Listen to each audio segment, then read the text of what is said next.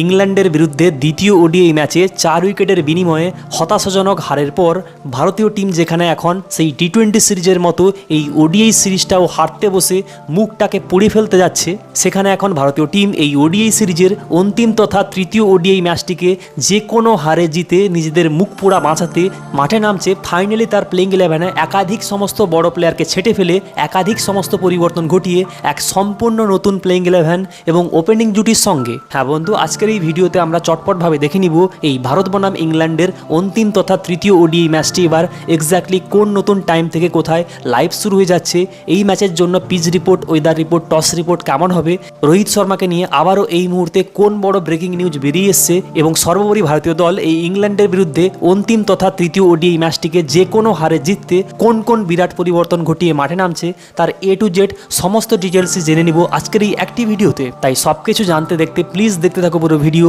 ভারতীয় টিমকে এই ম্যাচে বিজেতা রূপে দেখতে চাইলে ভিডিওটিকে করে দাও মন থেকে একটা লাইক এবং এইভাবে আরও ভারতীয় টিম IPL KKR এর সমস্ত ভিডিও পাওয়ার জন্য এক্ষুনি করো চ্যানেলটিকে সাবস্ক্রাইব। তো বন্ধু, ভারত বনাম ইংল্যান্ড সিরিজের এই তৃতীয় ওয়ানডে ম্যাচটা তো আর মাত্র কিছুক্ষণের মধ্যেই অর্থাৎ 19শে জুলাই ভারতীয় সময় অনুযায়ী ঠিক বিকাল 3:30 থেকে লন্ডনের সেই ঐতিহাসিক লর্ডস ক্রিকেট গ্রাউন্ডে লাইভ শুরু হয়ে যাচ্ছেই। আর এই ম্যাচের জন্য পিচ রিপোর্ট কেমন হবে সে কথা বললে বরাবরের মতো এখানে শুরুর 10 ওভারে বাতাসে এবং পিচে আর্দ্রতা থাকায় এখানে কিন্তু পেস বোলাররা দুর্দান্ত মানের সুইং এবং সিপ মুভমেন্ট পাবে এবং যত এখানে সময় গড়াবে পিচটা আরও ফ্ল্যাট হতে শুরু করবে, স্পিনাররা কার্যকরী হবে এবং ব্যাটসম্যানরাও কিন্তু প্রচুর রান পাবে। তাই ডেফিনেটলি ভাবে ভারতীয় টিমকে এই ম্যাচটা 100% ভাবে জিততে হলে অবশ্যইভাবে কিন্তু টসে জিতে প্রথমে বোলিং করতেই হবে, কেননা বর্তমানে ভারতীয় ব্যাটিংয়ের যা অবস্থা, টি20 বলো ওডিআই বলো সবেতেই যেভাবে ভারতীয় ব্যাটসম্যানরা স্ট্রাগল করতে শুরু করেছে, সেখানে যদি এই ম্যাচে ভারতীয় টিমকে কোনো ক্রমে টসে হেরে যদি প্রথমে ব্যাটিং করতে হয় তাহলে সেখানেই হয়তো প্রথম 10 ওভারে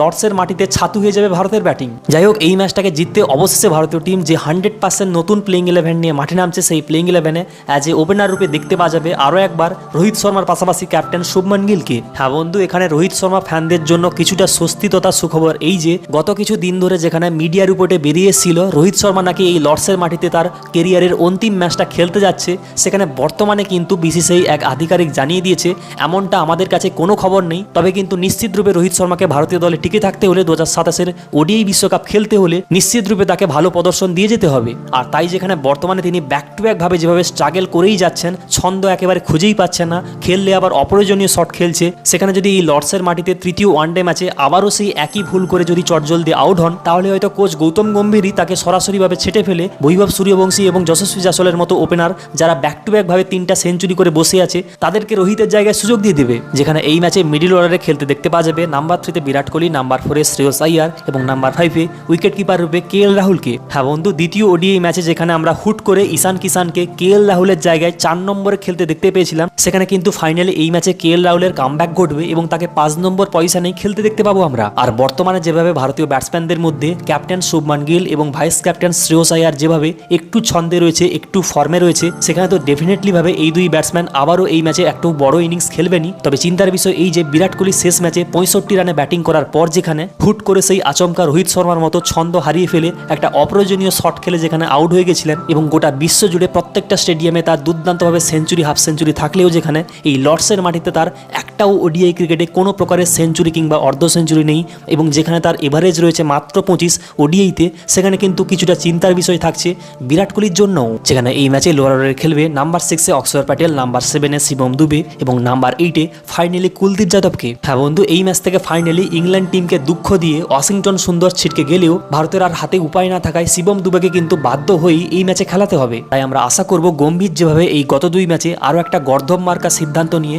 একসঙ্গে দুজন একই ধরনের ফিঙ্গার স্পিনার অক্ষর প্যাটেল এবং ওয়াশিংটন সুন্দরকে খেলিয়ে এবং মিডিল ওভারে কোনো একজন স্পেশালিস্ট স্পিনার স্ট্রাইক বোলার কুলদীপের মতো বোলারকে না খেলিয়ে যেখানে ভুল করেছিল, সেখানে আমরা আশা করব কুলদীপ যাদবের মতো রিস্ট স্পিনার যে অলরেডি এই লর্ডসের মাটিতে একটা ওডিআই ম্যাচে ভারতের হয়ে খেলে 3টি উইকেট নিয়ে গেছে, সেখানে আবার তিনি কামাল করবেন এই ম্যাচে। যেখানে এই ম্যাচে বোলিং ডিপার্টমেন্টে দেখতে পাওয়া যাবে নাম্বার 9-এ জাসপ্রীত বুমরা, নাম্বার 10-এ গুরনুর বারার অথবা প্রসিদ্ধ কিস্তার মধ্যে কোনো একজন এবং নাম্বার 11-এ অর্শদীপ সিংকে। হ্যাঁ বস, গৌতম গম্ভীর যেভাবে গত 2 ম্যাচে অক্ষর প্যাটেল এবং ওয়াশিংটন সুন্দরের মতো 2 একই ধরনের ফিঙ্গার স্পিনারকে খেলানোর পাশাপাশি 2 একই ধরনের হিট দ্য ডেক বোলার গুরনুর এবং প্রসিদ্ধ কৃষ্ণাকে খেলিয়েছিল, সেখানে আমরা আশা করব ফাইনালি এই ম্যাচে অর্শদীপ সিং এর মতো বামহাতি একজন পেসার এসে যাওয়ায় ভারতের এই বোলিং ইউনিটে দুর্দান্তভাবে একটা বামহাতি ডানহাতি একটা কম্বিনেশন তৈরি হবে এবং যে যেভাবে অর্শদীপ সিং অলরেডি ভারতের হয়ে যেভাবে টি20-র পাশাপাশি ওডিআই ম্যাচেও দুর্দান্তভাবে তার নতুন বলের সুইং এবং স্লগ ওভারগুলিতে যেভাবে তিনি একের পর একভাবে ইয়র্কার করে ভেরিয়েশন করে যেভাবে উইকেট নিয়েছে, সেখানে তিনি ফাইনালি এই ম্যাচে বুমরার সঙ্গে জ্বলে উঠবেন।